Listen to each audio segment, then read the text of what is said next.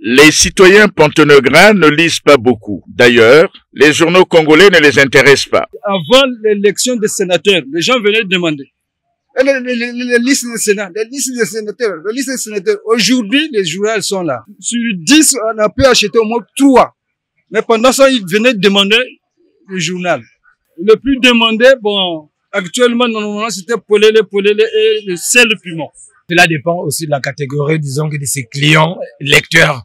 Quand on fait la comparaison entre les deux villes, Pointe-Noire et Brazza, vous allez vous rendre compte que les Brazzavillois lisent.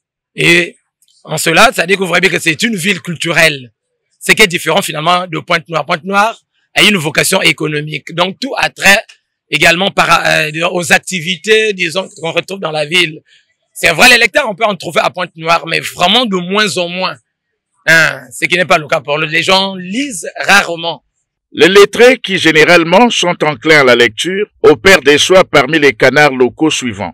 Dans la gamme des journaux congolais se trouve le quotidien Les Dépêches de Brazzaville, les magazines La Semaine africaine, Le Patriote, Le Choc, Polélé, Manager Horizon, Le Paysan, Eau Salée. Toutefois, le manque d'intérêt de la lecture est aussi lié, concernant les journaux, au manque de points de vente dans les quartiers populaires, concernant les livres, à l'absence criante des bibliothèques dans ces quartiers. Des places de vente de journaux.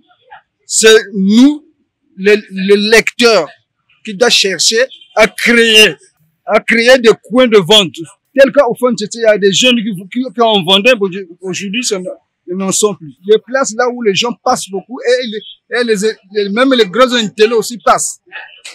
C'est le grand marché, Fonsété, même, comment on appelle ça, le coin de Chistère. Ces lecteurs, disons, qui viennent acheter les journaux depuis le centre-ville, ne viennent que de la cité, ce qui est paradoxal.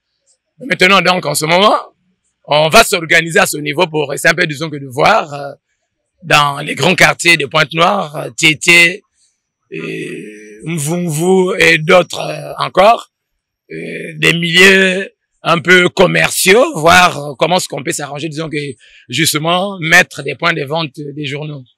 Ainsi, l'assertion selon laquelle, si l'on veut cacher de l'argent à un Africain, il suffit de le mettre dans un livre, peut se vérifier car beaucoup de citoyens ne s'intéressent pas à la lecture. D'ailleurs, l'avènement de l'Internet a renforcé cette tendance.